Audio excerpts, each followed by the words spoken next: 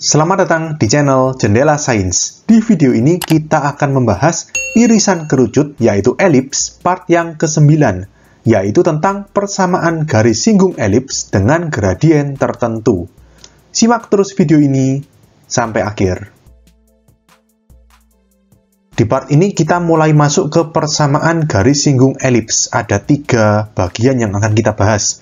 Yang pertama, persamaan garis singgung elips dengan gradien tertentu. Yang kedua, persamaan garis singgung elips di suatu titik pada elips.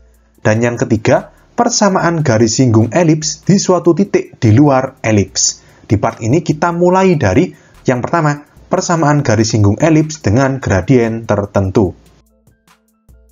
Yang pertama, kita mencoba menurunkan persamaan garis singgung elips dengan gradien tertentu. Jadi ceritanya gradien atau M-nya ini diketahui.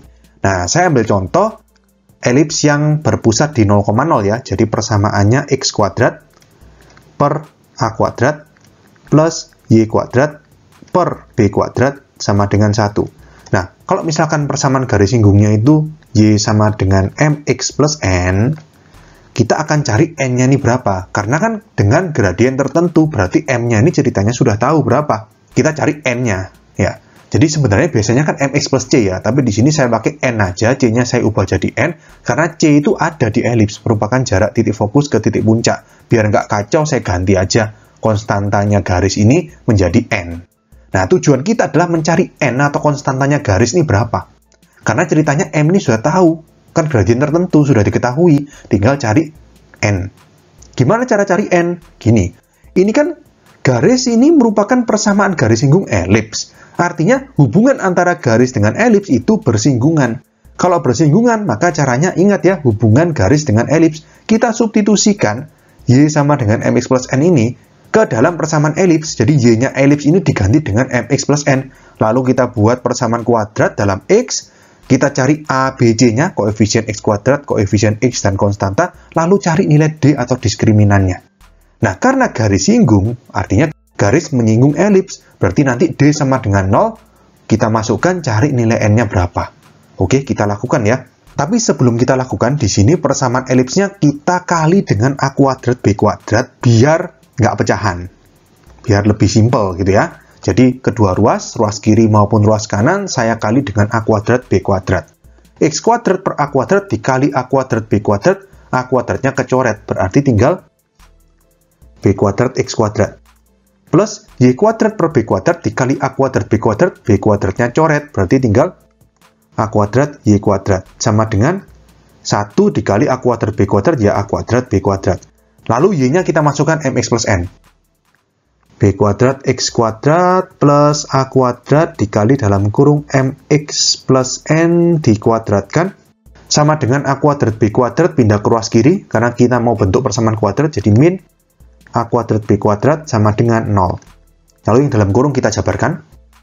B kuadrat x kuadrat plus a kuadrat dikali mx plus n dikuadratkan, berarti m kuadrat x kuadrat plus 2mxn atau x-nya kita taruh kanan, berarti mnx plus n kuadrat min a kuadrat b kuadrat sama dengan 0. A kuadratnya kita kalikan ke dalam kurung, b kuadrat x kuadrat plus a kuadrat m kuadrat x kuadrat plus 2a kuadrat mnx plus a kuadrat n kuadrat min a kuadrat b kuadrat sama dengan 0. Kita kelompok-kelompokkan suku yang mengandung x kuadrat itu dua suku awal nih ya, mengandung x kuadrat, langsung x kuadratnya keluar dari kurung, sehingga kurung b kuadrat plus a kuadrat m kuadrat. Gini ya, kurung tutup dikali x kuadrat. Plus suku-suku yang mengandung x cuma satu, yaitu 2a kuadrat mnx. Lalu sisanya yang tidak mengandung x berarti konstanta. Plus a kuadrat n kuadrat min a kuadrat b kuadrat. Sama dengan 0. Berarti ini adalah a.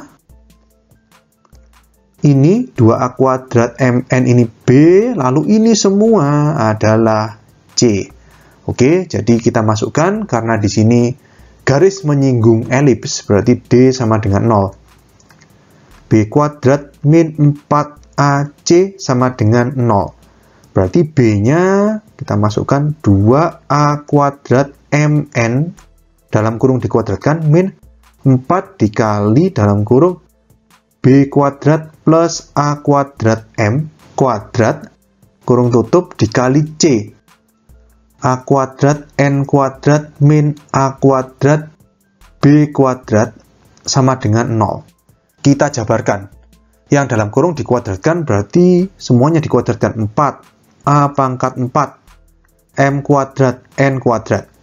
Lalu min 4 ini yang dikurung-kurung ini kita kalikan dulu.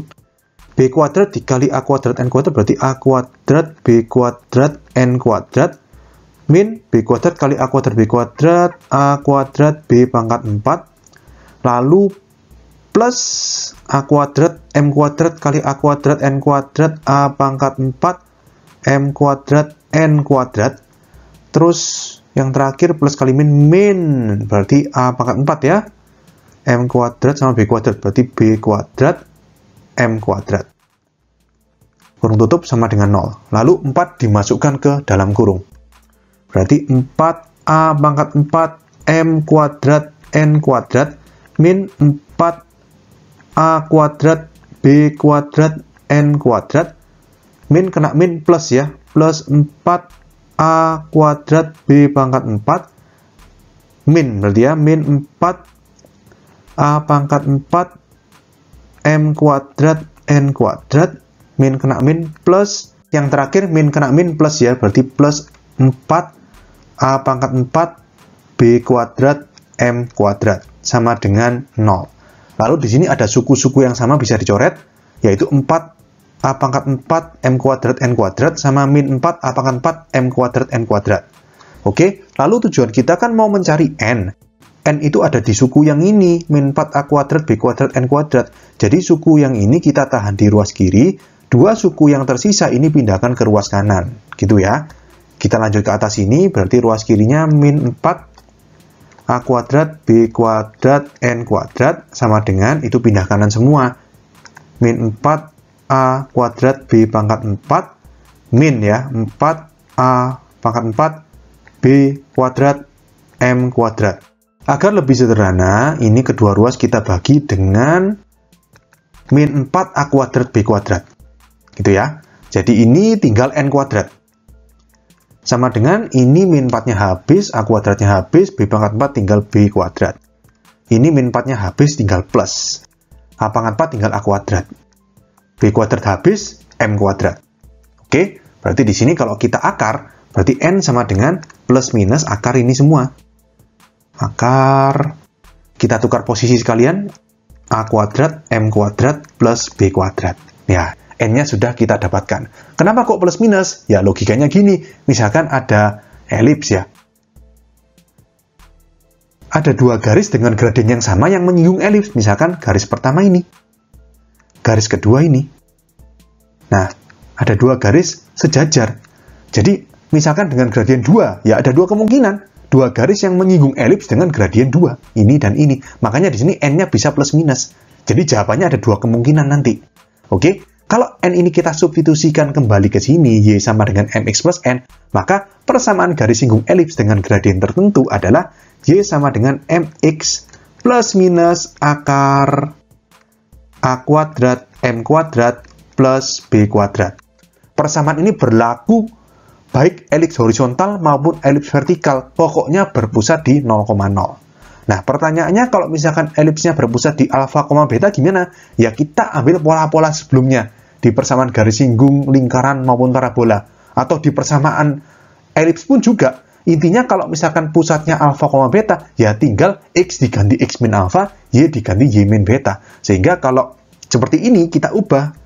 Kalau P-nya ini alfa, beta, menjadi Y min beta sama dengan M dikali dalam kurung X min alfa plus minus yang di dalam tetap akar A kuadrat M kuadrat plus B kuadrat. Ini persamaan garis singgung elips dengan gradien tertentu untuk elips horizontal atau vertikal yang berpusat di alfa, beta.